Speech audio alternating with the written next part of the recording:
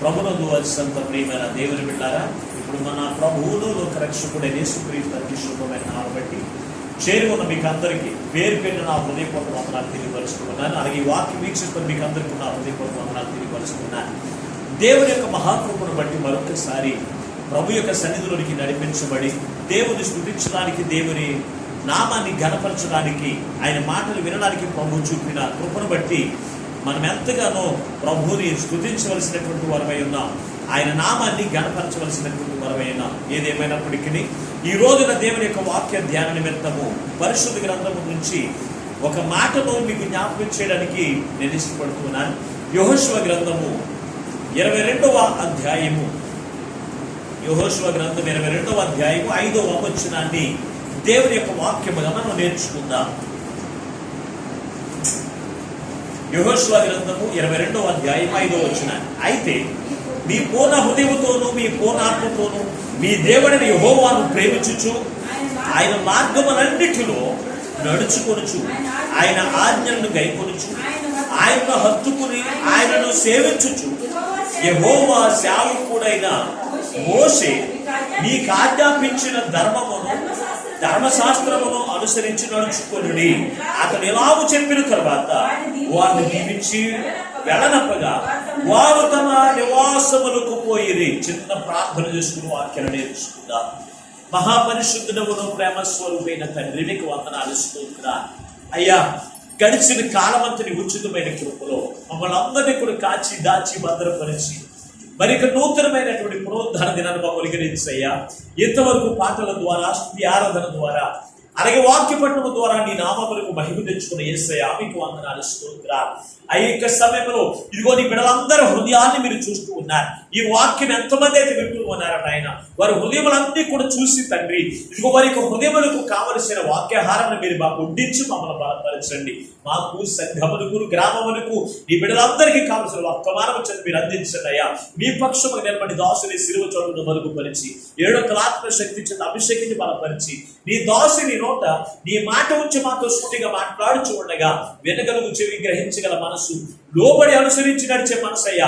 ప్రతి బిడ్డలైన వారు పరిగ్రహం చేసి నీ ఆశీర్వాదములకు వారసులుగా సిద్ధపరచుమని అతి త్వరలో పెళ్లి కుమారుడిగా రానయ్యున్న యేసు పరిశుద్ధమైన నామములో ప్రార్థించి వేడుకొనుచున్నాము పరమ తండ్రి, ఆమేన్. ఆమేన్. దేవునికి స్తోత్రం. హల్లెలూయా, హల్లెలూయా. ప్రభునందు అత్యంత ప్రియమైన దేవుని బిడ్డలారా, చదవబడిన వాక్య భాగంలో ఈ రోజున ఒక శ్రేష్టమైనటువంటి మాట ద్వారా దేవుడు మనతో మాట్లాడుచున్నాడు. ఏమిటి ఆ అంశం అంటే, దేవుని యొక్క ప్రజలైన వారికి దేవుడు ఇస్తున్న సందేశమును ఈ రోజున దేవుడు మనకు అందిస్తున్నాడు. ఆనాడు ఇశ్రాయేలు ప్రజలైన వారికి దేవుని యొక్క ఒక సందేశాన్ని ఇచ్చారు.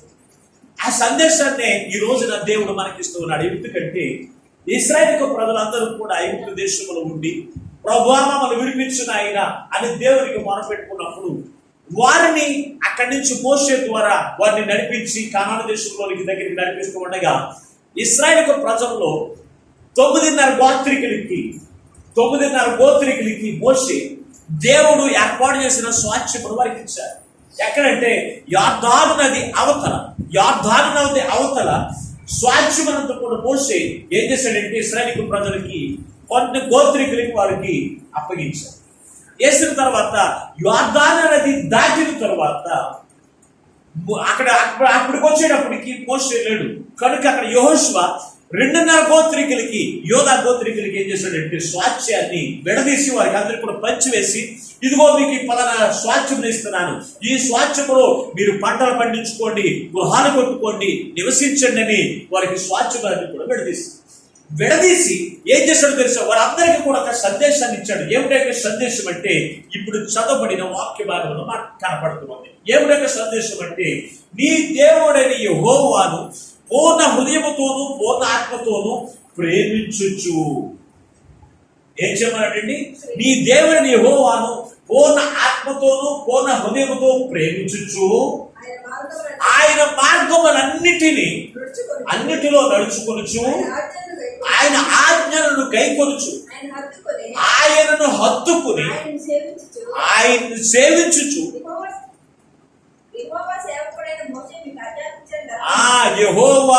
యెహోవా మోషేకు ఆజ్ఞాపించిన యెహోవాకు సేవకుడైన మోషేకు ఆజ్ఞాపించిన ధర్మశాస్త్రం అంతటిని అనుసరించి నడుచుకోనండి, అప్పుడు మీకు దీవెన కలుగుతుంది. ఎప్పుడు దీవెన కలుగుతూ ఉంది? దేవుని యొక్క ఆత్మ చేత, దేవుని యొక్క ఆత్మ చేత మనము పాపం అనేటువంటి బంధకాలు మనం ఉన్నప్పుడు, యేసుక్రీస్తు యొక్క రక్తము చేత మనం విమోచించి దేవుడు మనకి ఒక మార్గాన్ని చూపించాడు. ఆ చక్కని మార్గంలో మనము జీవిస్తే తప్పనిసరిగా మనము దీవించబడతాం. కానీ క్రైస్తవుడు ఏం చేస్తున్నాడు తెలుసంటే, దేవుడు చూపించిన మార్గంలో జీవించక వారికి ఇష్టం వచ్చిన మార్గంలో నడుచుకుంటూ దేవుళ్ళని ఉంటున్నానికి కానీ, దేవుళ్ళని జీవిస్తున్నానికి కానీ, రక్షణ పొందడానికి కానీ దేవుని యొక్క దీవెన నాకు ఉండట్లేదు అని ఏం చేస్తారో తెలుసండి, దేవుని మీద నిందలు వేసేటువంటి క్రైస్తవులుగా ఈ రోజున. అందుకే ఈ రోజున తన వాక్యము ద్వారా తన యొక్క ఉద్దేశాలంతా కూడా దేవుని యొక్క దాసుని యొక్క నోట పెట్టి ఈ రోజున దేవుడు మనతో మాట్లాడుతున్నాడు. దేవుని బిడ్డారా, ఆయన ఉద్దేశాన్ని మనం జ్ఞాపకం చేసుకోవాలి. ఎందుకో తెలుసు అంటే, మనము దేవుని యొక్క ప్రజలుగా దేవుని యొక్క ఉద్దేశము తెలుసుకోకుండా మన ఇష్టానుసరంగా జీవించి శాపానికి, శ్రమలకు, కష్టాల పాలు, ఇబ్బందుల పాలు, నష్టాల పాలు అవ్వడం దేవునికి ఎంత మాత్రం కూడా ఇష్టం లేదు. అందుకే ఆయన యొక్క దీవెనకు, ఆశీర్వాదములకు వారసులుగా మనం ఉండాలనే ఉద్దేశంతోనే తన ఉద్దేశాలను కూడా మన ఎదురు పెట్టి దేవుడు మనతో మాట్లాడుతున్నాడు. మొట్టమొదటి ఇక్కడ మనం చూసినప్పుడు దేవుని యొక్క ఉద్దేశాల్లో 4 ఉద్దేశాలు, ఇప్పుడు చదవబడిన వాక్య భాగంలో 4 ఉద్దేశాలు కనపడుతూ ఉన్నాయి. ఒకటి, నీ దేవుడైన యెహోవాను పూర్ణ ఆత్మతోను పూర్ణ హృదయముతోను దేవుని ఏం చేయాలి? ప్రేమించేటువంటి వారిగా ఉండాలి. ఇది మొట్టమొదటి యొక్క మాట. రెండో మాటలకు వచ్చినప్పుడు, ఆయన మార్గములన్నిటినీ మనం ఏం చేయాలి? అన్నిటిలోనూ మనం నడుచుకునేటువంటి వారిగా ఉండాలి. ఎవరి మార్గములో అంటే దేవుని యొక్క మార్గములన్నిటిలో మనము నడుచుకునేటువంటి వారిగా మనం ఉండాలి. మూడవది, ఆయన ఆజ్ఞలను గైకొని ఏం చేయాలి? ఆయనను మాత్రమే హత్తుకుని ఉండాలి. దేవుని బిడ్డలారా, ఆయన మాత్రమే హత్తుకుని ఉండాలి. ఇది మూడవ మాట. నాలుగవ మాటలోకి వచ్చినప్పుడు ఏమని మాట్లాడు? ధర్మశాస్త్రమునంతా కూడా మనం ఏం చేయాలి? అనుసరించిన ఎడల ఇదిగో దేవునికి సేవకుడిగా నేను నిన్ను దీవిస్తున్నాను, ఈ దీవులన్నీ మీకు వస్తాయని చెప్పి ఇశ్రాయేలు ప్రజలందరినీ కూడా దీవించారు.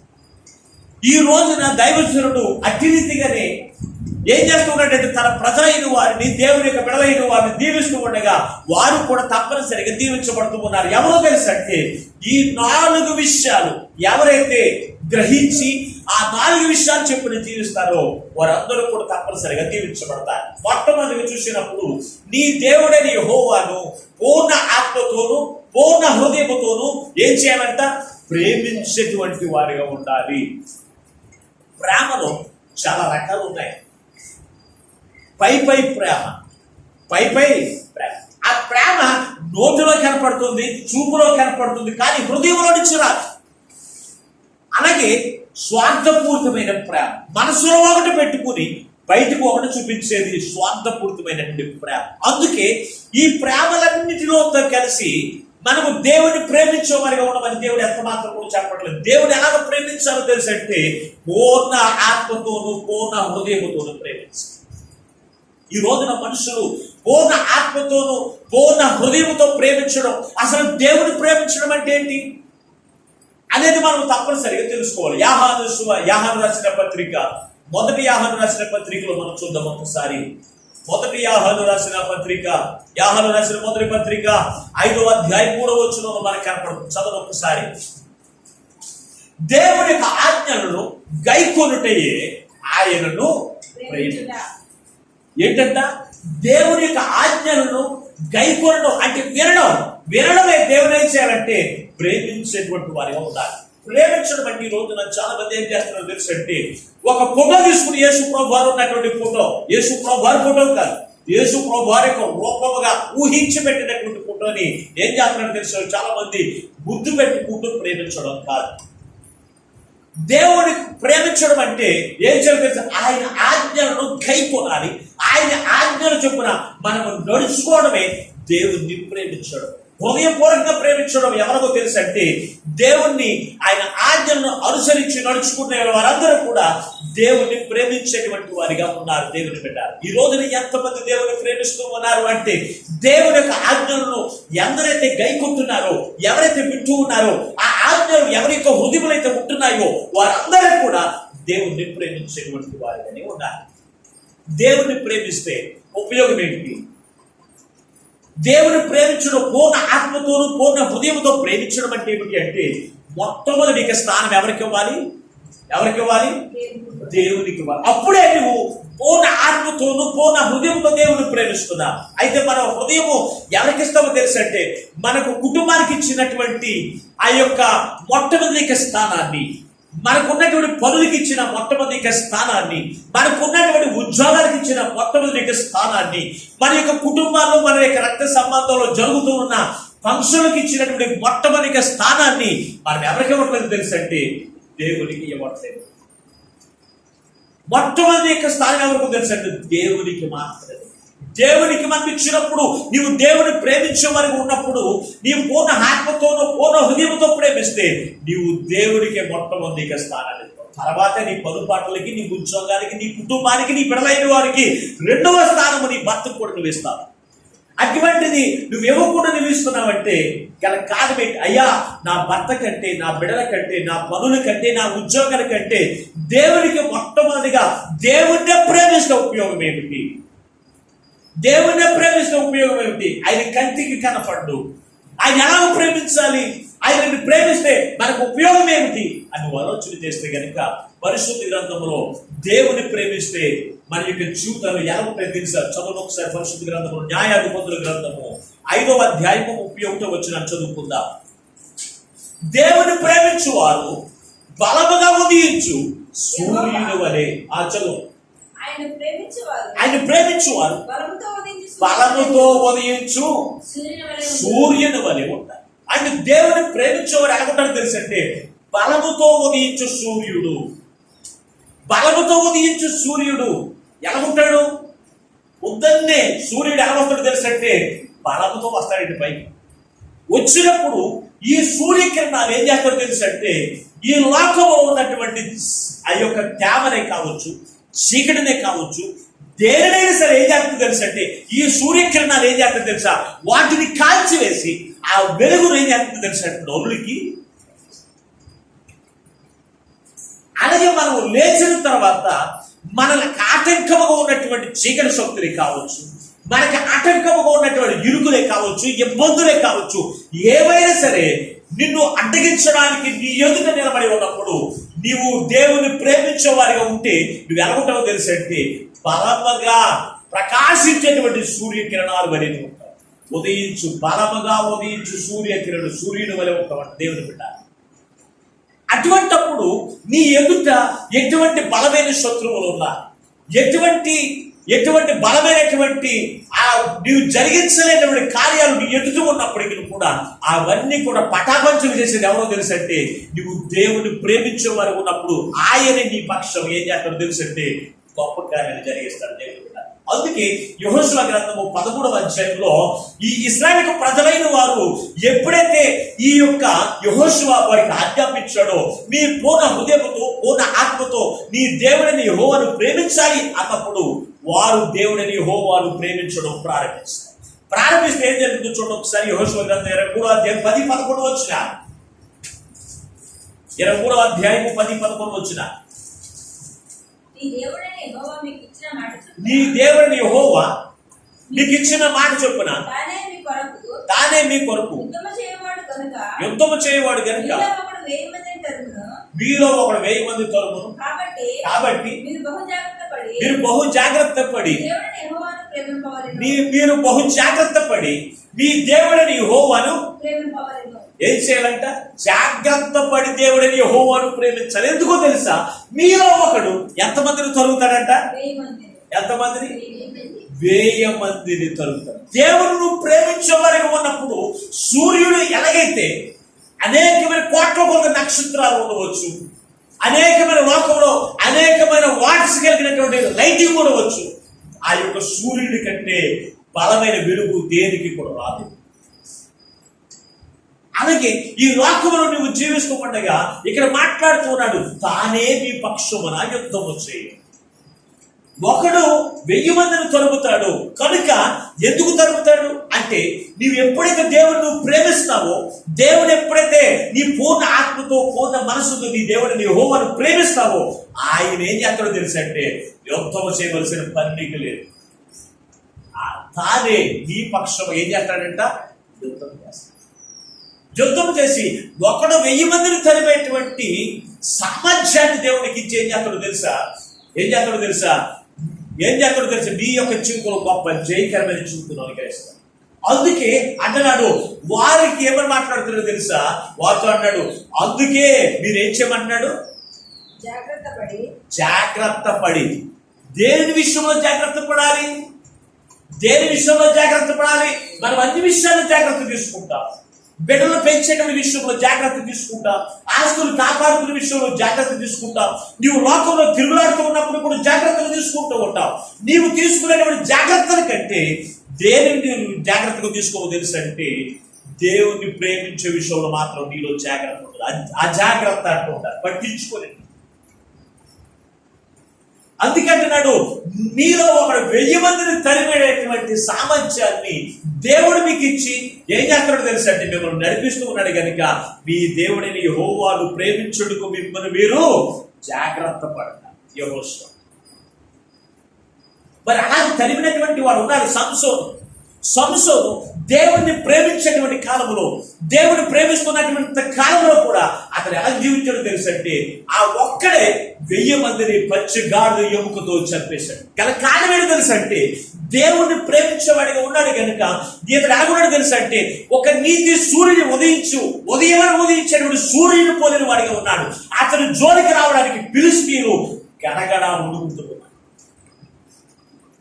చాలా జాగ్రత్తగా ఆలోచించి మన దేవుడిని యెహోవాను పూర్ణ ఆత్మతోనూ పూర్ణ హృదయంతో దేవుని ప్రేమిస్తే కలిగేటువంటి ఉపయోగం ఏంటో తెలుసు అంటే, ఆయన మన ఇంటిలోకి వస్తాడు. నీ దేవుడిని యెహోవాను నువ్వు ప్రేమిస్తే ఆయనే నీ ఇంటిలోనికి వచ్చింది. వాస్తవం ఏం చేస్తాడో తెలుసు అంటే, నీవు ఇంటిలో నుంచి బయటకు వచ్చినప్పుడు నీకు ఆటంకముగా ఉన్నటువంటి ఆటంకములు, అడ్డుగోడలు, చీకటిని అన్నిటినీ కూడా నీతి సూర్యుడిని యేసయ్య కాల్చివేసి ఏం చేస్తాడో తెలుసు అంటే, నీకు చక్కని మార్గాన్ని. మరి ఆ విషయంలో దేవుని ప్రేమించేటువంటి విషయంలో జాగ్రత్త కలిగి ఉంటున్నారా? ఆలోచించి అజాగ్రత్తగా ఉంటున్నారా? క్రైస్తవులు ఈ రోజున దేవుని ప్రేమించే విషయంలో ఉన్న అజాగ్రత్త, కుటుంబ విషయంలో అజాగ్రత్తగా ఉంటారండి. అయ్యి బాబోయ్ అలా చేయకూడదు, ఎలా చేయకూడదు అనేటువంటి విషయాల్లో అన్నింటిలో నువ్వు జాగ్రత్త తీసుకుంటున్నావు. మరి నువ్వు దేవుని ప్రేమించేటువంటి విషయంలో, దేవునికి మొట్టమొదటి స్థానాన్ని ఇచ్చే విషయంలో నీవు ఎలా ఉంటున్నావు తెలుసు అంటే, అజాగ్రత్తగా. మొట్టమొదటిది దేవుని ప్రేమిస్తే ఎలా ఉంటుందో తెలుసు అంటే, ఆయన బలాన్ని మనము పొందుకుంటాం. ఆయన బలము ద్వారా మన పక్షమున ఆయన యుద్ధం జరిగిస్తాడు. సాతానుతో యుద్ధం జరిగిస్తాడు, శ్రమతో యుద్ధం జరిగిస్తాడు, కష్టాలతో యుద్ధం జరిగించి ఆయనే మనకు ఎలా ఉంటాడో తెలుసా, ఒక నీతి సూర్యుని వలె మనం ఉంటాడు. మరి ఎలా ఉంటున్నాం ఈ రోజున నీ జీవితంలో? దేవుని ప్రేమించేటువంటి వారిగా ఉంటున్నారా? ఎలాగూ అంటే పై భక్తి కాదు, పై ప్రేమ కాదు దేవునికి కావలసింది. ఎవరో చూస్తున్నారని బైబిల్ పట్టుకెళ్ళడం కాదు, ఎవరో చూస్తున్నారని ప్రార్థన చేయడం కాదు, ఎవరో చూస్తున్నారని చెప్పి నీతి క్రియలు చేయడం కాదు. నీ దేవుడిని యెహోవా నిన్ను చూస్తూ ఉండగా నువ్వు ఎలా ఉండాలో తెలుసా? నీ పూర్ణ హృదయముతో పూర్ణ ఆత్మతో నీ దేవుడిని యెహోవాను నువ్వు ప్రేమిస్తున్నావు లేదనేది మనుషులు చూడలేకపోయినా దేవుడు తప్పదు. ఇది మొట్టమొదటి ఆశీర్వాదం. రెండవది మనము చూస్తే, దేవుణ్ణి ప్రేమిస్తే మనకు ఉపయోగం ఏమిటి అంటే గనుక, పరిశుద్ధ గ్రంథంలో జ్ఞాని అయినటువంటి సొలొమోను రాసినటువంటి సామెతల గ్రంథము 8వ అధ్యాయంలో మనం చూద్దాం ఒకసారి. 21వ వచనం. సామెతల గ్రంథము 8వ అధ్యాయం 21వ వచనం చదువుకుందాం.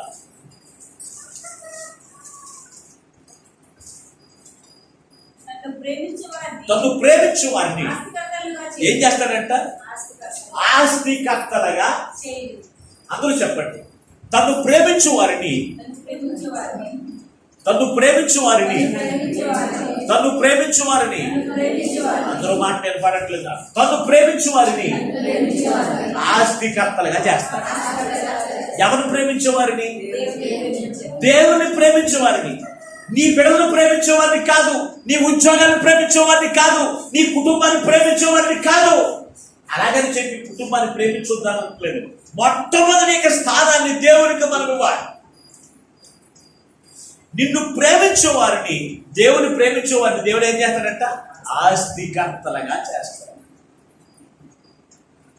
దేవుని ప్రేమిస్తే ఉపయోగం ఉందండి, ప్రార్థనకి ఎంతో ఉపయోగం ఏముందండి? దేవునికి మొట్టమొదటి స్థానాన్ని ఇస్తే మనకు ఉపయోగం ఏంటండి అని అనుకుంటున్నామేమో. ప్రియమైనటువంటి వధువు సంగమా, ప్రియమైనటువంటి దేవునికి కుమారులారా, కుమార్తెలారా, దేవుని ప్రేమిస్తే ఉపయోగం ఏంటి నువ్వు అనుకుంటున్నావేమో. అందుకే ఈ రోజున దేవుడు నీతో మాట్లాడుతున్నాడు. దేవుని ప్రేమించే వారిని దేవుడు ఏం చేస్తాడు తెలుసా? విడిచిపెట్టే దేవుడు కాదు, అడుక్కునే వారికి చేసే దేవుడు కాదు, నిన్ను తోకగా ఉంచేటువంటి దేవుడు కాదు. నేనేం చేస్తాడు తెలుసా? ఆస్తి పరులుగా చేస్తాడు. అబ్రహాము దేవుణ్ణి ప్రేమించేవాడిగా ఉన్నాడు. అబ్రహాము దేవుణ్ణి ప్రేమించడం ప్రారంభించాడు. అయ్యా, నీ దేవుడని యెహోవానే నేను నీకు సెలవిచ్చినదేమనగా, నీ తల్లిదండ్రుల కంటేనో, నీ రక్త సంబంధుల కంటేనో, నీ బంధువుల కంటేనో, అయ్యా నేను చూపించే దేశంలోనికి వెళ్ళి నేను చెప్పిన మాట చెప్పి నువ్వు జీవించు, నీవు నన్ను ప్రేమించమంటమని అన్నప్పుడు తన కుటుంబము కంటే, తల్లిదండ్రుల కంటే, కుటుంబము కంటే దేవుడని యెహోవాను ప్రేమించడం ప్రారంభించాడు. దేవుని బిడ్డ ప్రారంభించినప్పుడు ఈ అబ్రహాముని దేవుడు ఏం చేశాడో తెలుసా? దేశంలో ఉన్న వారందరికంటే గొప్ప ధనికుడిగా దేవుడు చేశాడు. ఎవరో తెలుసా అంటే అబ్రహాము. చూడండి, మరి అబ్రహాము యొక్క జీవితంలో 318 మంది పనివారు ఉన్నారంటే అతని ఆస్తి ఎంతగా విస్తరించిందో ఆలోచన చేయండి. అంత ఆస్తి 318 మంది పనివారిని పెట్టుకుని తన ఆస్తిని ముందుకు కొనసాగిస్తున్నాడంటే అతన్ని ఆస్తికర్తగా చేసింది ఎవరు తెలుసంటే దేవుణ్ణి ప్రేమించడం ద్వారా ఈ యొక్క అబ్రహాము ఏమయ్యాడు తెలుసంటే ఆస్తిపరుడయ్యాడు. ఈ రోజున మనం ఎప్పుడు కూడా దేవుణ్ణి ప్రేమించడానికి ఇష్టపడమండి. మన కుటుంబాన్ని, మన విడవైన వారిని, మనకున్నటువంటి పనులను మనం ప్రేమించి ఈ రోజున దరిద్రులుగా, ఏమీ లేనటువంటి వారిగా, ఒకరిని అడుక్కునేటువంటి పరిస్థితి కలిగి ఉండడానికి గల కారణం అవడానికి గల కారణం తెలుసా అంటే నీవు దేవుడని యెహోవాను ప్రేమించగా నీ ఉద్యోగాన్ని ప్రేమిస్తున్నావేమో, నీ కుటుంబాన్ని ప్రేమిస్తున్నావేమో. మొట్టమొదటి స్థానాన్ని ఎవరికి వాళ్ళు తెలుసా? దావీదును మనం చూసినప్పుడు గొర్రెలు కాల్చుకునేటువంటి దావీదు. చదువు ఒకసారి 18వ కీర్తన మొదటి చరణాన్ని మనం చదువుకుందాం. కీర్తన గ్రంథంలో 18వ కీర్తన మొదటి చరణాన్ని చదువుదాం. యెహోవా నా బలమా. ఏం చేస్తున్నాడండి? మాట్లాడండి. దావీదు ఎవరిని ప్రేమిస్తున్నాడు? భార్యని ప్రేమిస్తున్నాడా? తల్లిదండ్రులను ప్రేమిస్తున్నాడా? అన్నదమ్ములను ప్రేమిస్తున్నాడా? ఆయన రాజుగా ఆయన నా సింహాసనం నాకు ఉంటే చాలని సింహాసనాన్ని ప్రేమిస్తున్నాడా? రాజులు ఎవరిని ప్రేమిస్తారో తెలుసా? సింహాసనాన్ని ప్రేమిస్తారు. ఆ సింహాసనం ఎవరన్నా ఎత్తుకుపోతారేమో, ఆ సింహాసనం ఎవరైనా స్వాధీనపరుచుకోవడానికి కింద కట్టేస్తారేమో అని ఎప్పుడు కూడా ఆ సింహాసనాన్ని ప్రేమిస్తారు. కానీ దావీదు ఎవరిని ప్రేమించాడో తెలుసంటే దేవుని మాత్రమే పూర్ణ ఆత్మతోనూ పూర్ణ హృదయముతోనూ ప్రేమించాడు. మరి దావీదుని ఏమీ లేని వాడిగా చేశాడు దేవుడు. గొర్రెలు కాచుకుంటున్నటువంటి దావీదును తీసుకొచ్చి మహారాజు స్థానంలో కూర్చోబెట్టింది ఎవరో తెలుసంటే దేవుణ్ణి ప్రేమించడం ద్వారా దావీదును దేవుడు ఏం చేశాడో తెలుసా? మిక్కిలి ఆస్తికర్తగా చేశాడు. మనం ఎవరిని ప్రేమిస్తున్నాం? ఈరోజు వాక్యం వింటూ ఉంటాం, కానీ విడిచిపెట్టి తిరుగుతూ మనం ఏం చేస్తామో తెలుసా? లోకాన్ని ప్రేమించడం, లోకంలో ఉన్న వాటిని ప్రేమించి దేవుడు మన కొరకు సిద్ధపరిచిన అన్ని కలిగి ఉన్న దేవుని ప్రేమించడం మానేసి లోకంలో ఉన్న భ్రమతో ఉన్నటువంటి వాటిని ప్రేమించి అవేమీ కూడా మనం పొందుకోలేకపోతున్నాం. అందుకే ఈ రోజున దేవుడు మనందరితో మాట్లాడుతున్నటువంటి విషయం ఏంటో తెలుసంటే నీ దేవుడని యెహోవాను ఎలా ప్రేమించాలో తెలుసంటే సక హృదయముతో కాదు. కొంతమంది ఏమో సగం లోకాన్ని పెట్టుకుంటారు, సగం దేవుని పెట్టుకుంటారు. లోకాన్ని అంతా పెట్టుకుని ఒక మూల మాత్రం దేవుని పెడతారు. దేవుడికి ఒక మూల ఇస్తాడు స్థానం, ఎక్కడ అదైనా ఆకారు స్థానం. అన్ని అయిన తర్వాతే నీ కుటుంబంలో పనులు కావచ్చు, నీ బిడ్డల విషయంలో కావచ్చు, అన్ని అయిపోయిన తర్వాత ఆకారం దేవుడు పెట్టుకోకపోతే, బాప్తిసం పొందుకున్నావు కదా నువ్వు దేవుడు పిలుచుకోలేదా అంటారేమని చెప్పి, ఇరుగు పొరుగు వారు అంటారని చెప్పి, పాస్టర్ గారు మీరు ఎక్కడున్నారండి, ఈ సమయానికి రండి, చిన్న ప్రార్థన చేసి ఈ రోజు మధ్య అయిపోతే సక్ పెట్టేసుకుంటారండి. ఇదేనా దేవునికి నువ్వు మొట్టమొదటిగా ప్రేమించడం, మొట్టమొదటి స్థానాన్ని దేవుడికి ఇవ్వడం? ఇదేనా? మీరు ఆలోచించే కొంతమంది అయితే కష్టాలు వచ్చినప్పుడు మాత్రమే దేవుడిని ప్రేమిస్తారు, కొంతమందికి నష్టాలు వచ్చినప్పుడు మాత్రమే దేవుడిని ప్రేమిస్తారు. తర్వాత ఇంకా ప్రేమ ఉండదు. కష్టము తీరిపోయిన తర్వాత, నష్టము తీరిపోయిన తర్వాత, దేవుడు నేను గొంతెక్కించిన తర్వాత ఇక దేవుడి మీద ప్రేమ మరలా నీ బతుకంతా కూడా అంతే. కుక్క బతుకే. కుక్క ఏం చేస్తుంది? కుక్క అనుకుంటుందంటే కుక్కతో ఒక వంకర అంటారు. అందుకే అది ఏం చేస్తుంది తెలుసా? అది ఆకలిచ్చినప్పుడు ఇల్లు ఏదో జ్ఞాపకం చేసి ఇంటికి వెళ్తుంది. అది వచ్చి అవతల పోనాడంటే మళ్ళీ ఏం చేస్తుంది? బయట కుక్కతో అక్కని ఎంత నిదానం చేసినది ఎలా ఉంటుంది? ఇంతే వంకరే. కుక్కతోక వంకర రాగా ఎన్నిసార్లు దేవునికి వాక్యం చేత దేవునికి బిడ్డలైన వారిని చదువు చేసిన నా తోక ఇంతే అని ఎలా చూపించే వారికి ఉండడానికి వీల్లేదు. ప్రియమైనటువంటి దేవుని పెట్టారు. అటువంటి ప్రేమ కాదు దేవుడు కోరుకునేది. దేవుని ప్రేమించడం నీ పూర్ణ ఆత్మతోను, నీ పూర్ణ హృదయంతో నీ దేవుడిని యెహోవాను ప్రేమించండి. దేవుని బిడ్డలారా, దేవుడు ఎందుకే మిమ్మల్ని పాపం నుంచి విమోచించాడు? ఆయన రక్తము చేత నిన్ను కడిగి పవిత్రపరిచింది ఎందుకో తెలుసా? నీ దేవుడిని యెహోవాను ప్రేమించి ఆయన ఇచ్చే ఆశీర్వాదములకు వారసులుగా ఉండాలి. ఆయన అబ్రహాము ఎలాగైతే దేవుని ప్రేమించి ఆశీర్వదించబడినట్టుగా, దావీదు ఎలాగైతే దేవుని ప్రేమించి ఆస్తికర్తగా ఉన్నట్లుగా నిన్ను కూడా ఆస్తికర్తగా చేయడానికి చేస్తుంది. అటువంటిప్పుడు నువ్వేం చేస్తున్నావు? దేవుని ప్రేమిస్తున్నావా? లోకంలో ఉన్న వాటిని ప్రేమిస్తున్నావు. నువ్వు దేవుడిని యెహోవాను ప్రేమిస్తే నీవు దేనిని ప్రేమిస్తావో అవన్నీ నీ వెనకాల దేవుడిని. నువ్వు డబ్బుని ప్రేమిస్తే కనుక ఆ డబ్బు నీకు అందుతున్నట్టుగా కనపడుతుంది, కానీ నీ చేతికి రాదు. అదే నువ్వు దేవుని ప్రేమిస్తూ దేవుని వెంబడిస్తే ఆ డబ్బే నీ వెనకాల వచ్చేటట్లు దేవుడు చేస్తాడు. వెనకాల వచ్చేటట్టు చేస్తాడు.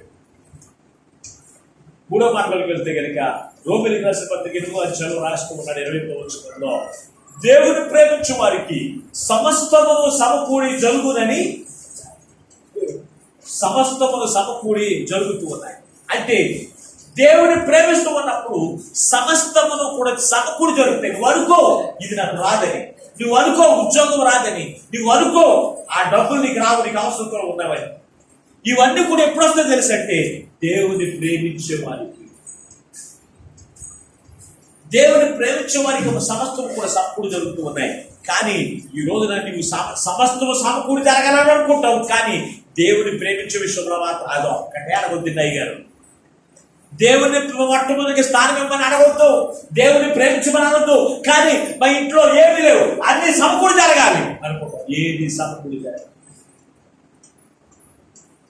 ఈ రోజున దేవుడు నీతో మాట్లాడుతున్నాడు. పరిశుద్ధాత్మ దేవుడు, నీ దేవుడని యెహోవాను వేచాలి, పూర్ణ ఆత్మతోనూ పూర్ణ మనసుతోనూ. ఎవరు ప్రేమించమన్నాడు? నీ దేవుడని యెహోవాను అన్నాడా, లేకపోతే లోకంలో ఉన్న వాటిని అన్నాడా? మాట్లాడరే ఎవరిని? నీ దేవుడని యెహోవాను మాత్రమే నువ్వేం చేయాలి తెలుసంటే పూర్ణ ఆత్మతో ప్రేమించాలి. మిగిలిన వారిని ప్రేమించుందని అనలేదు, కానీ వాటిని ఏం చేయాలి తెలుసంటే దేవుడు ఇది మనకి శాశ్వత కాలం కాదు, శాశ్వత కాలం ఇది కాదు. దేవుడే మనకు నిత్యం ఉండేటువంటి దేవుడు. ఆయన ప్రేమించిన తర్వాత లోకంలో ఉన్న వాటిని ఏం చేయాలి? వాటి కొరకు మనం ఏం ప్రాధేయపడకండి, వాటి అన్నింటి ఆటోమేటిక్ దేవుడు అవుతున్నాడు. ఆలోచించే మొట్టమొదటిది నీ దేవుడిని యెహోవాను నీ పూర్ణాత్మతోనూ పూర్ణ మనసుతోనూ ప్రేమించాలి. 2వ మాటలోకి వస్తే కనుక చక్కని మాట రాశాడు. 2వ మాట ఏంటి తెలుసంటే ఆయన మార్గములు అన్నిటిలోనూ, ఆయన మార్గములో నడుచుకోమలేదు, ఆయన మార్గములు అన్నిటిలో నడుచుకో. దేవుడు చక్కని మార్గాన్ని, దేవుని యొక్క మార్గాన్ని ఎందుకు నడుచుకోవాలో తెలుసంటే దేవుని యొక్క మార్గాలు యథార్థమైనవి, దేవుని యొక్క మార్గాలు పరిశుద్ధమైనవి, దేవుని యొక్క మార్గాలు ఇరుకు మార్గాలు. చూడండి, లోకంలో అనేకమైన మార్గాలు ఉన్నాయి. ముక్కోడి దేవతలు అంటారు, ఇంకోటి దేవతల యొక్క మార్గాలు ఏంటి? నువ్వు తాగొచ్చు, తినొచ్చు, నువ్వు ఏదైనా చేయొచ్చు. దేవతల యొక్క మార్గాలు ఎన్నున్నాయి తెలిసి అంటే చాలా మార్గాలు ఉన్నాయి. దానికి ఏమి కూడా ఇరుకు ఏముండదు. ఆ భక్తి తాత్కాలికమైన భక్తే. అది కొంతసేపు అక్కడికి వెళ్ళి ఆ విగ్రహం దగ్గరికి వెళ్ళి దండం పెట్టుకుని అంతవరకు భక్తి. బయటకు వచ్చిన తర్వాత నువ్వు ఎలా వచ్చినా పర్వాలేదు. కానీ దేవుని యొక్క మార్గం మనకు కాదు, పరిశుద్ధమైన మార్గం. నువ్వు పరిశుద్ధముగా జీవించాలి. పాపము నీకు అంటుకోకుండా, పాపము నీ యొద్దకు రాకుండా, పాపము ఆలోచనలు నీలోనికి రాకుండా, అసూయకరమైన మనసు నీలోనికి రాకుండా, ఇవన్నీ కూడా దేవుడు ఒక చక్కని మార్గాన్ని సిద్ధపరిచి ఈ మార్గంలో నువ్వు నడుచుకో, ఈ మార్గంలో నీవు జీవించు అని దేవుడు చూపిస్తూ ఉంటే ఆయన మార్గంలో జీవించగలుగుతున్నారా? ప్రియమైనటువంటి దేవుని బిడ్డారా, ఆయన మార్గంలో జీవించగలుగుతూ ఉన్నారా? దావీదు అంటాడు అతని యొక్క జీవితంలో అనేకమైన మార్గాలు ఉన్నాయి, కానీ ఏ మార్గంలో కూడా నడుచుకోలేదు. చదువు ఒకసారి ఇందాక చదివిన ఆ 18వ కీర్తనలోని 21వ వచనంలో రాశాడు. చూడండి ఒకసారి 18వ కీర్తన 21వ వచనాన్ని.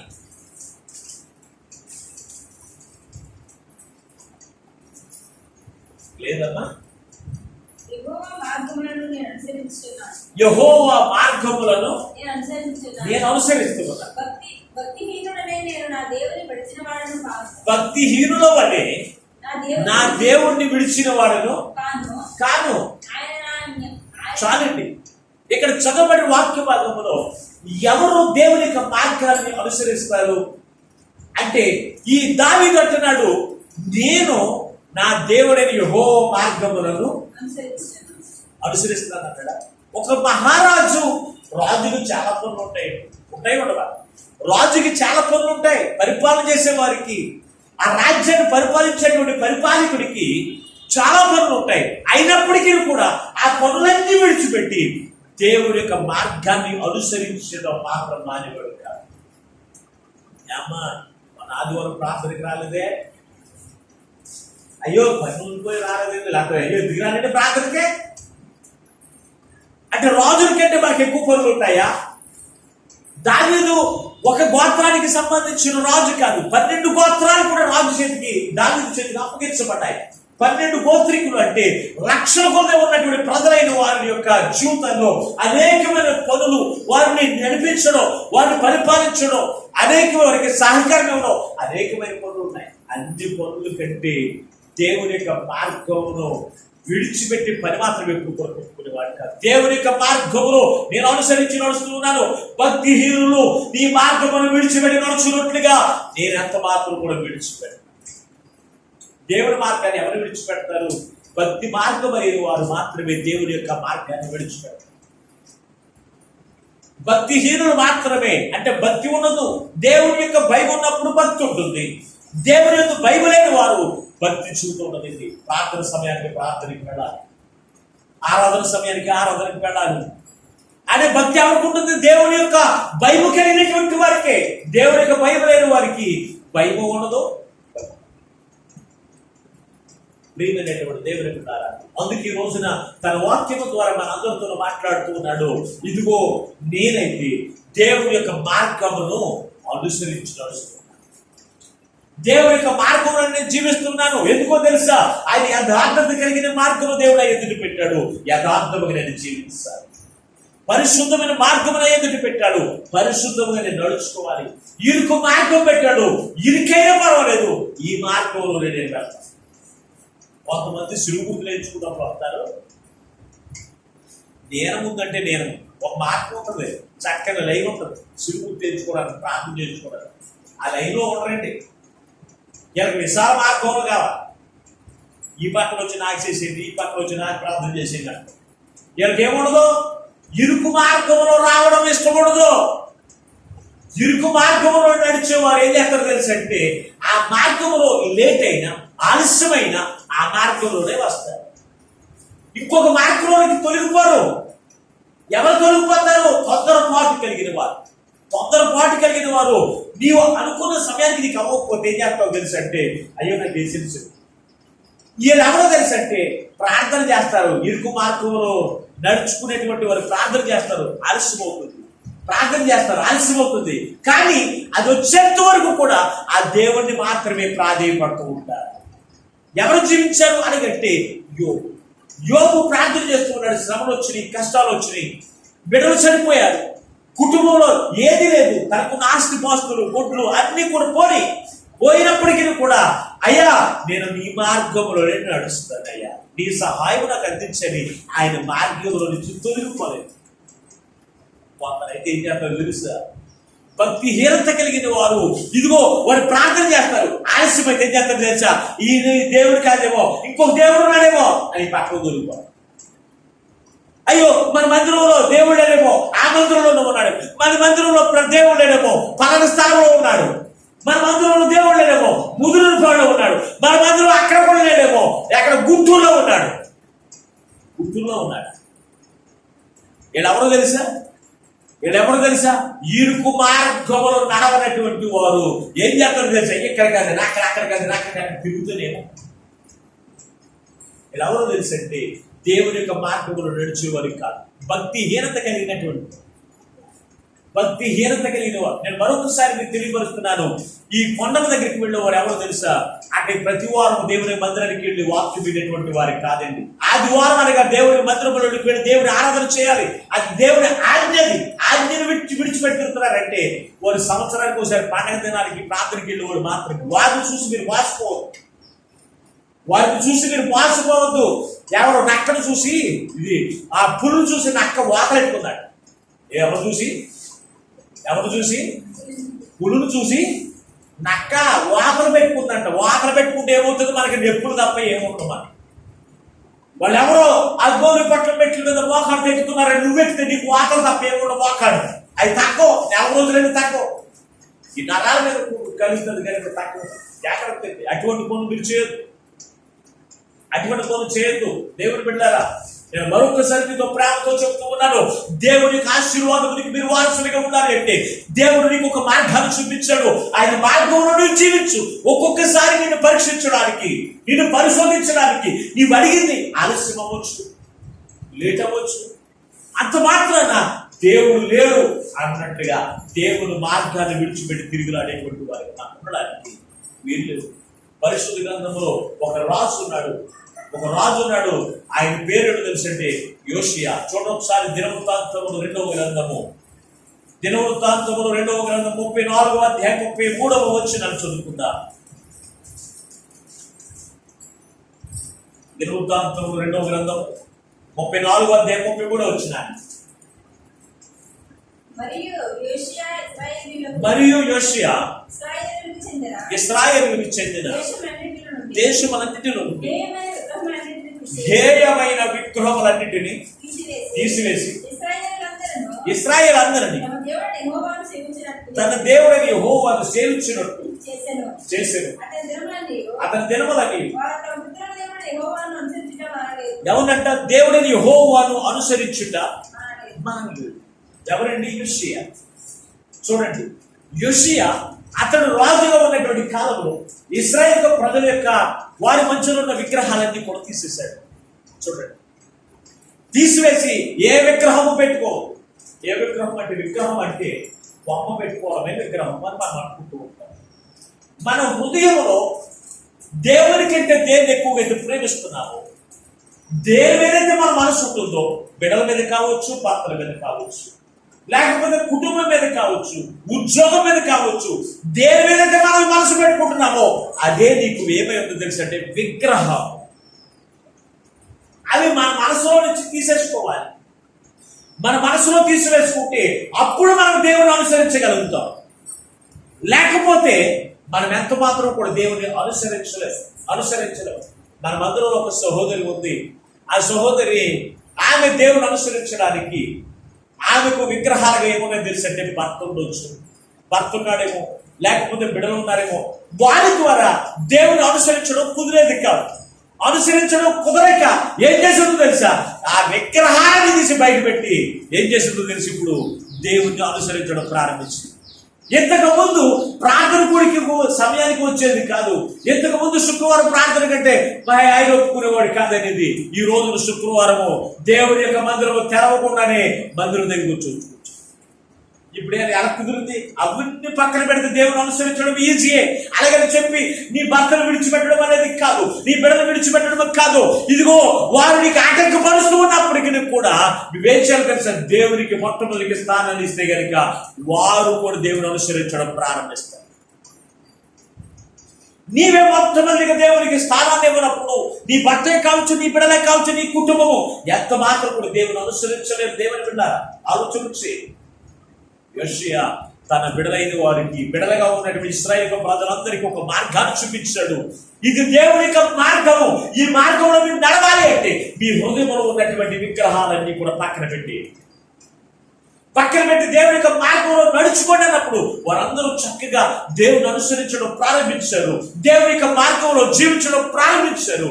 వారి యొక్క రాజ్యంలో నమ్మకరమైన చూపు, ఆనందకరమైన చూపుతో, ఆశీర్వాదకరమైన చూపుతో ఈ రోజున నీ జీవితంలో దేవుడు అక్కడ యెహోషువ వారికి అదే మాట, దేవుడని యెహోవాను మొట్టమొదటిగా ప్రేమించాలి అని చెప్పి తర్వాత మాట్లాడుతున్నాడు. నీవు దేవుడని యెహోవా మార్గమును అనుసరించాలి. ఎవరి మార్గాన్ని? దేవుని యొక్క మార్గాన్ని అనుసరించాలి. దేవుడు ఒక మార్గాన్ని ఎదురుపెట్టాడు. ఆదివారం 6 రోజులు కష్టపడాలి, 7వ రోజు పునరుద్ధాన దినము ఏ పని చేయదు, ఆయన మాత్రమే ఆరాధించాలి. అది ఒక మార్గం. వ్యభిచరించొద్దు, దొంగతనం చేయొద్దు, అలాగే విగ్రహాలను చేయొద్దు. ఇవన్నీ కూడా ఒక చక్కని మార్గాన్ని నీకు పెడితే ఆ మార్గమును ఆ మార్గమును నడుచుకోకుండా ఏదైతే విడిచిపెట్టమన్నాడో, ఏదైతే చేయకూడదు అన్నాడో అది నువ్వు చేస్తూ నువ్వు శ్రమల పాలైపోవడం, కష్టాల పాలైపోవడం దేవునికి మహిమ కాదండి. దేవునికి దుఃఖాన్ని కలిగించడం తప్ప దేవుని నామాన్ని ఎంత బాగా నువ్వేం చేయడం తెలుసు అంటే మహిమను తీసుకుని రావట్లేదు దేవుడు.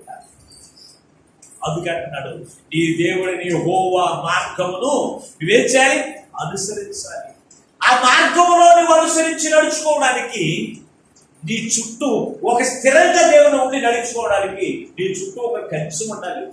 అందుకే యోబు భక్తుడు అంత దేవుని యొక్క మార్గమును అనుసరించడానికి, దేవుని యొక్క మార్గంలో కష్టాలు వచ్చినా, నష్టాలు వచ్చినా, ఇబ్బందులు వచ్చినా, శోధనలు వచ్చినా తొలగిపోకుండా ఉన్నాడంటే గల కారణం తెలుసా?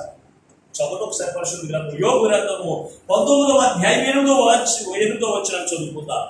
యోబు గ్రంథము 19వ అధ్యాయము 8వ వచనాన్ని.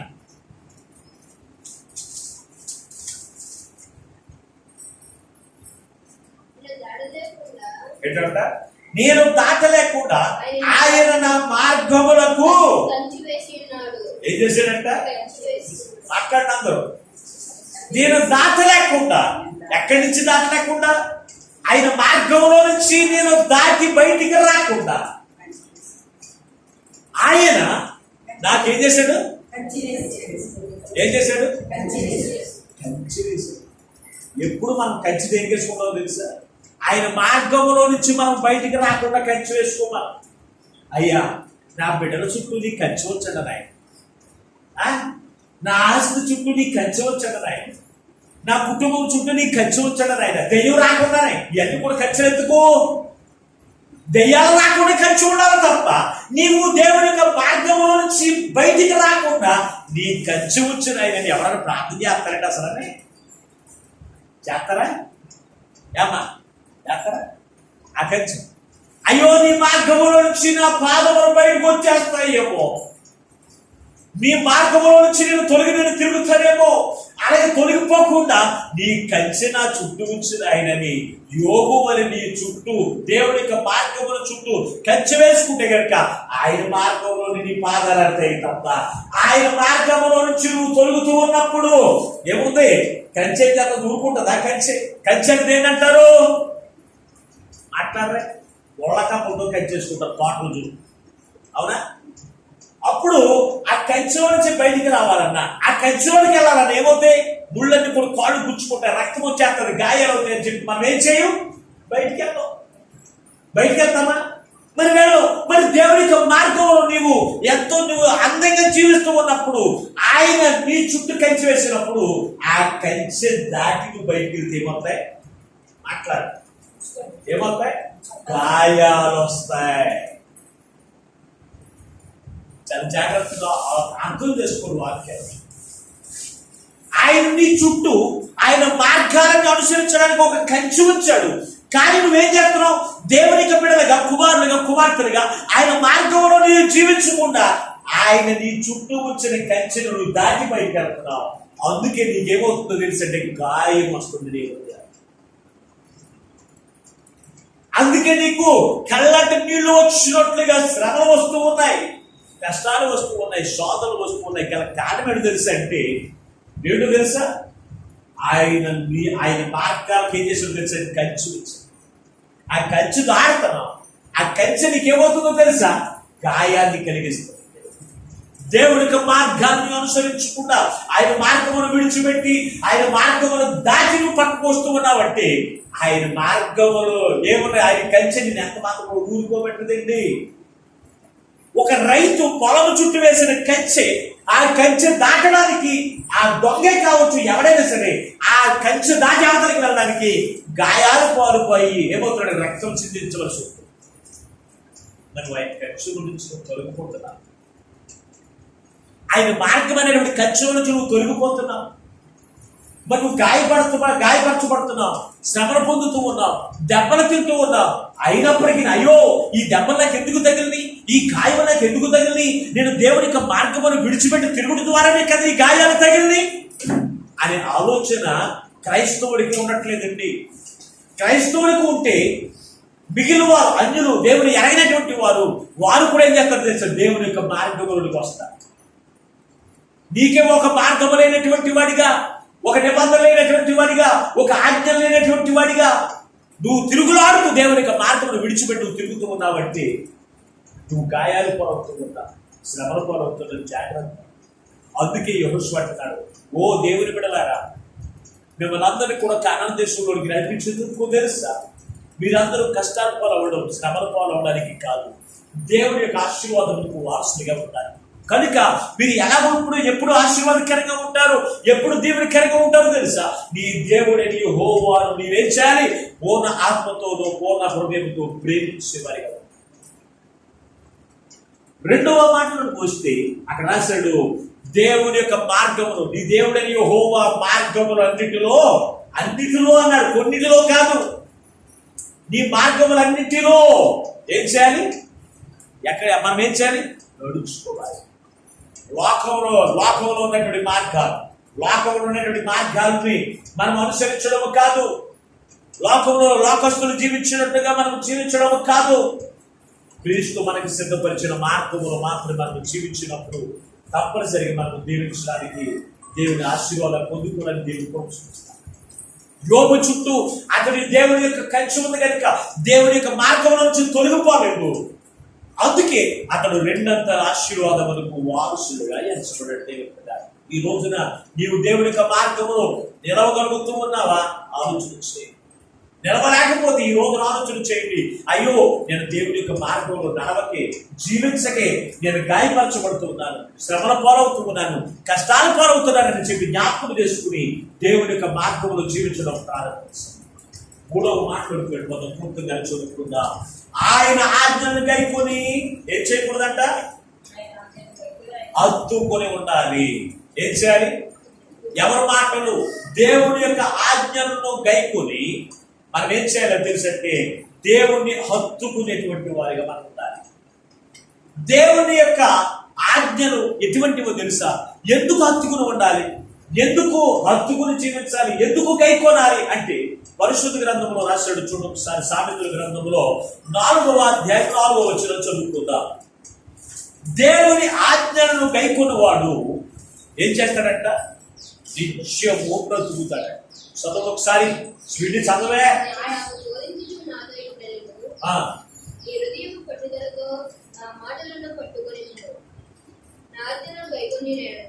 నా ఆజ్ఞలను గైకొని ఎడల ఏం చేస్తామంట? ఏం చేస్తారు? నా ఆజ్ఞలను గైకొని ఎడల నీవు బ్రతుకుదువు అంట. దేవుని యొక్క ఆజ్ఞలను మనము గైకొనాలి. దాని ద్వారా మనం ఏం చేస్తామో తెలుసు అంటే బ్రతుకుతాం. అందుకే యేసుక్రీస్తు ప్రభువారు సాతాను యేసు ప్రభువారి దగ్గర నుంచి శోధిస్తాడు. యేసు దేవుని కుమారుడా? దేవుని కుమారుడు అయితే ఈ రాళ్లను రొట్టెలు చేసుకుని నీవు బ్రతుకు. అప్పుడు యేసు ప్రభువు ఒక సంగతి సమాధానం ఇచ్చాడు.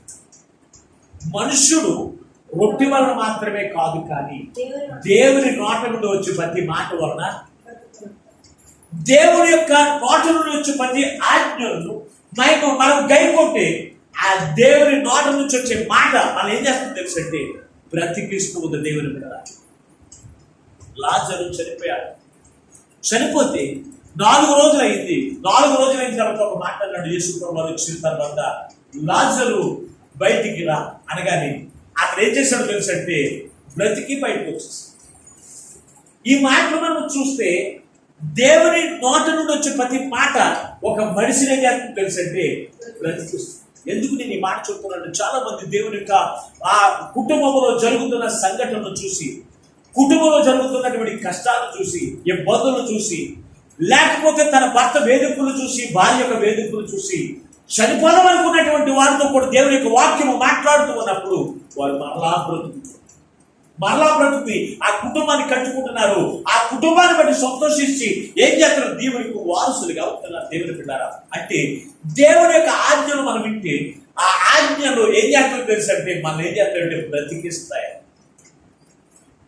ఎందుకంటే దేవుని యొక్క మాటలు ఆదరణ, దేవుని యొక్క మాటలు వాదార్పు ఉంది, దేవుని యొక్క మాటలో సహాయం ఉంది, దేవుని యొక్క మాటలో స్వస్థత ఉంది, దేవుని యొక్క మాటలో ఆరోగ్యం ఉంది. కనుక మనం ఎవరి మాటలు మనము గైకోనాలని తెలుసు అంటే సీరియల్ నుంచి వచ్చేటువంటి మాటలు కాదు, లోకస్తులు ఇరుగు పొరుగు వారిని గురించి చెబుతున్నటువంటి మాటలను మనం గైకోనడం కాదు. ఈ రోజున లోకంలో ఉన్న మాటలు విన్నంత శ్రద్ధగా, లోకంలో ఉన్నటువంటి జోకులు విన్నటువంటి శ్రద్ధగా దేవుని యొక్క మాటలు వినడానికి ఆసక్తి చూపట్లేదు ఈ రోజున. అందుకే ఇక్కడ మాట్లాడుతున్నాడు, దేవుని ఆజ్ఞలను గైకొనువాడు బ్రతుకు. చదువు ఎందుకు బ్రతుకుతున్నాడు అని మనం ఆలోచన చేస్తే ద్వితీయోపదేశ కాండము 5వ అధ్యాయం 22వ వచనంలో పెడదాం. ద్వితీయోపదేశ కాండము 5వ అధ్యాయం 22వ వచనం.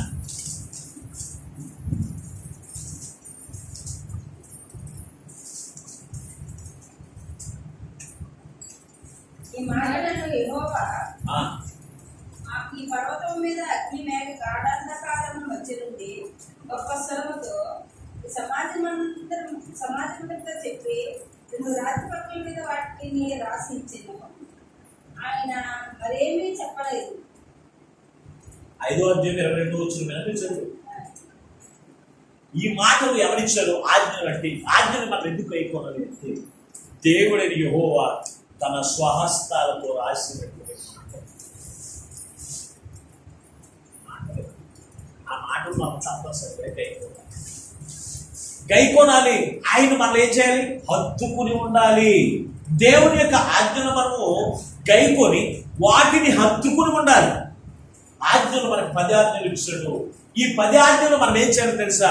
విని విడిచిపెట్టే వర్గం కాదు, వాటిని హత్తుకుని జీవించాలి. దేవుని బిడ్డారా, దేవుని హత్తుకుని జీవించాలి. మరి ఎవరు హత్తుకుని జీవిస్తున్నాం? లోకాన్ని కాదు, కుటుంబాన్ని కాదు. అయ్యో నా భర్త ఏంటి, అయ్యో నా భార్య ఏంటి, అయ్యో నా బిడ్డలేంటి, అయ్యో నేను లేకపోతే కుదరదండి. నువ్వు వెతుకుని ఉంటావా? వాళ్ళని మాట్లాడరే. వాళ్ళు వెతుకుని ఉంటావా? గోరుముద్దలు తినిపిస్తావా? ఎందుకు పిల్లలైన వారికి దెబ్బలు తగులుతున్నంత మాత్రం. యాకోబు విషయంలో యాకోబు దేవుని హత్తుకుని ఉన్నాడు. విడిచిపెట్టిన తిరిగినంత కాలంలో అతని యొక్క జీవితంలో సంతోషము లేదు, సమాధానం లేదు, దుఃఖముతో పరుగులెడుతూనే ఉన్నాడు. 130 సంవత్సరాలు పరుగులెడుతూనే ఉన్నాడు. ఒకనొక దినాన్ని దైవ సన్నిధికి వచ్చి దేవుణ్ణి హత్తుకుని ఉన్నాడంట. కాళ్ళను పట్టుకుని ఉన్నాడు. పట్టుకుని ఉన్నప్పుడు దేవుడు నన్ను విడిచిపెట్టాడు, కానీ నేను నిన్ను హత్తుకుంటాను తప్ప నిన్ను ఎంత మాత్రం కూడా విడిచిపెట్టలేదని చెప్పి దేవుడు ఒక దెబ్బ కొట్టాడండి. గూడి వసిలిపోయి, గూడి వసిలినా నేను నిన్ను విడిచిపెట్ట, నిన్నే హత్తుకుంటా.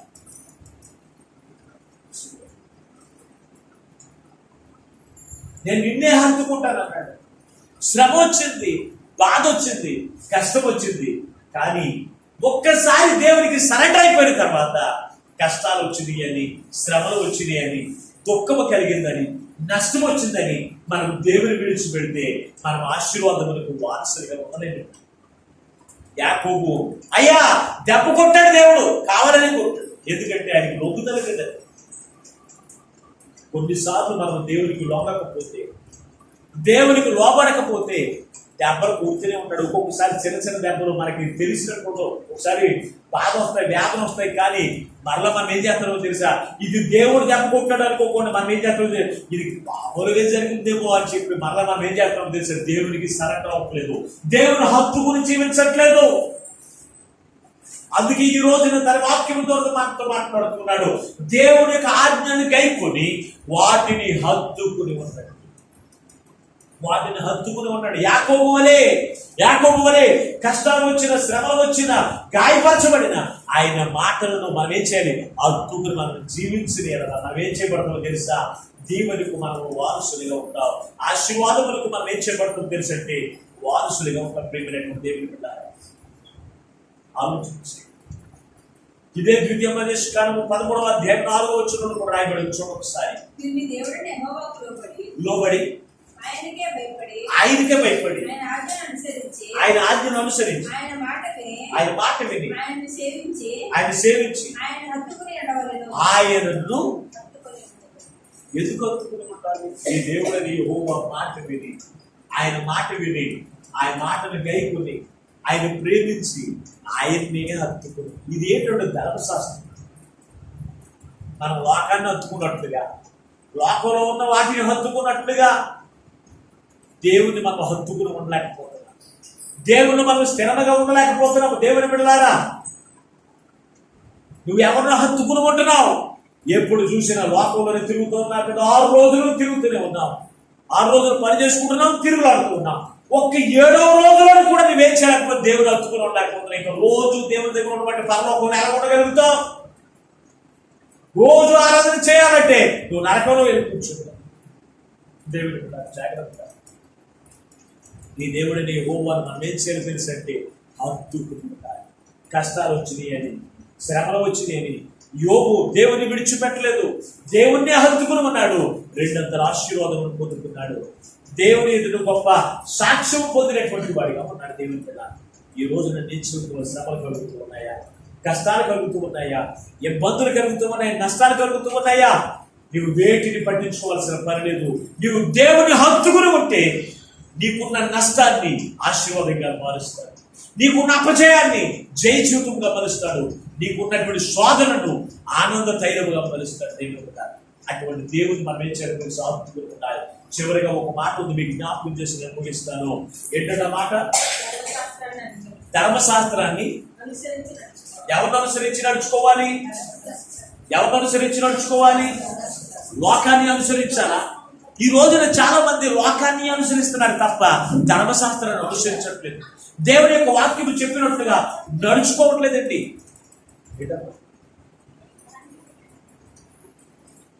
ఇర్మియా గ్రంథంలో ఒక మాట చదివి నేను వాక్యం ముగిస్తాను. ఒకసారి 4 మాటలకు వచ్చినప్పుడు 32వ అధ్యాయం ఇర్మియా గ్రంథము 32వ అధ్యాయం 23వ వచనం చదువుకుందాం.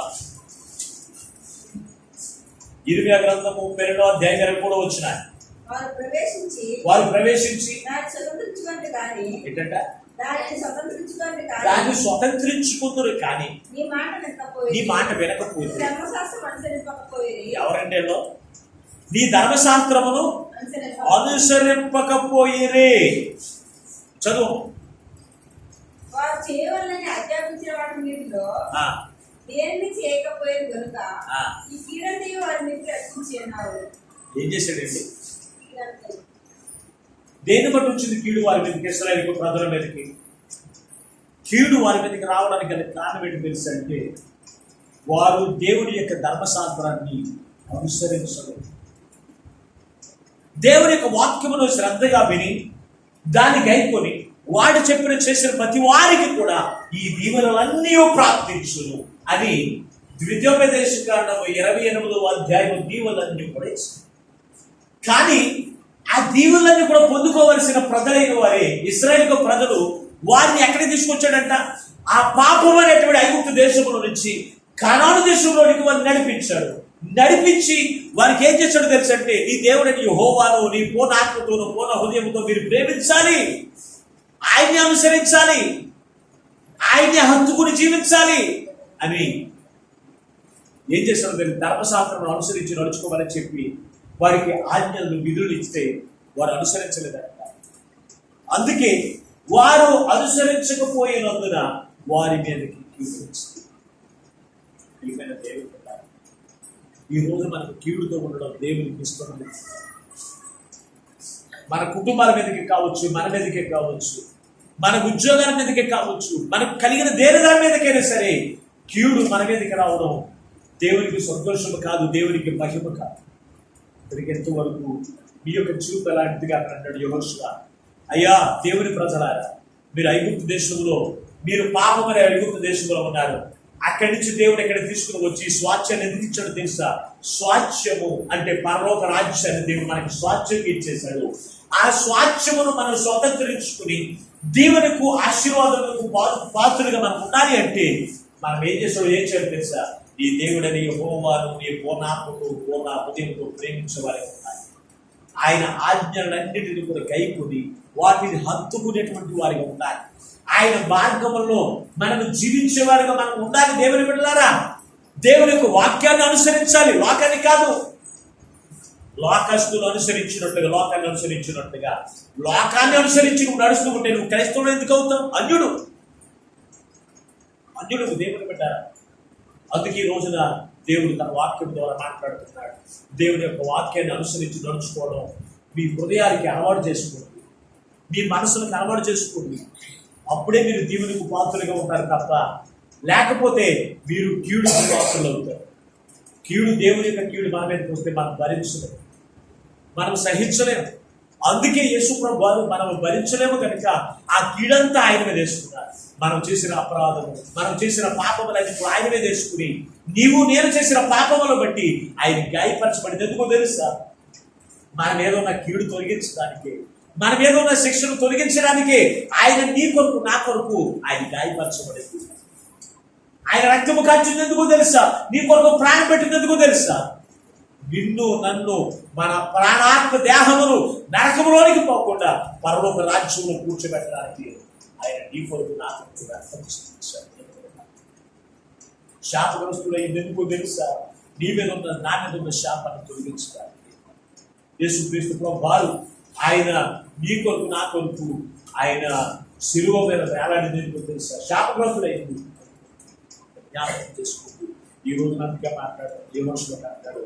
నీ దేవుడని యెహోవా, ఆ యెహోవాను పూర్ణ ఆత్మతో పూర్ణ హృదయంతో మీరు ప్రేమించి ఆయన్ని అనుసరించిన ఎడల, ఆయన ఆజ్ఞలు గైకొని హత్తుకుని ఎడల, అలాగే ఆయన ధర్మశాస్త్రమును అనుసరించిన ఎడల మీరేం చేయబడతారు? నేను దీవిస్తున్నాను ఇప్పుడు అని వారిని దీవించి వారిని ఇంటికి పంపించి ఈ రోజున దేవునికి దాసునిగా యెహోషువ దీవించినట్టు మిమ్మల్ని దీవించి మీకు హరియకు పంపిస్తుండగా దేవుని మాత్రమే మీరు ప్రేమించండి. ఆయన హత్తుకుని ఉండండి, ఆయన ఆజ్ఞను అనుసరించి నడుచుకోండి. ఆయన ధర్మశాస్త్రం, ఆయన వాక్యానుసారమైన జీవితంలో మీ జీవితంలో ఉండినట్లుగా మీ హృదయాన్ని స్థిరపరచుకోండి, శ్రద్ధపరచుకోండి. ఆయన ఆశీర్వాదములకు వారసులు కండి. అటువంటి గొప్ప భాగ్యం మా పరిశుద్ధాత్మ దేవుడు ఉదయకాలంలో మీకు అందరికీ అనుగ్రహించుగాక. ఆమేన్. ప్రార్థన చేసుకుందాం. మహాపరిశుద్ధులకు ప్రేమ స్వరూపైన తండ్రి మీకు వందనాలు. ఎంతవరకు నీ విలువైన మాటలతో ఆయన నీ బిడ్డలందరితో మాట్లాడారు. వెత్తబడిన నీ మాటలు వ్యర్థముగా విడిచిపెట్టమని ఆయన వారి హృదయంలో నీరు కట్టి పలుపజేసి అయ్యా నీ ఆశీర్వాదములకు వారసులుగా ప్రతి బిడ్డను మీరు సిద్ధపరిచి మీరు మహిమను చూపున్నారు. ఎందరైతే ఈ రోజు ప్రభు నీ సన్నిధిలోనికి రాలేకపోయారు వాటిని కూడా మీరు దర్శించి మీ సన్నిధిలోనికి ప్రభు నడిపించుకున్నాయ్యా. మీ దీవెనకు పాత్రులుగా వారిని సిద్ధపరచండి ఆయన. కీడుకు పాత్రులు కాదు నాయన, శ్రమలకు పాత్రులు కాదయ్యా, నష్టాలకు పాత్రులు కాదు నాయన.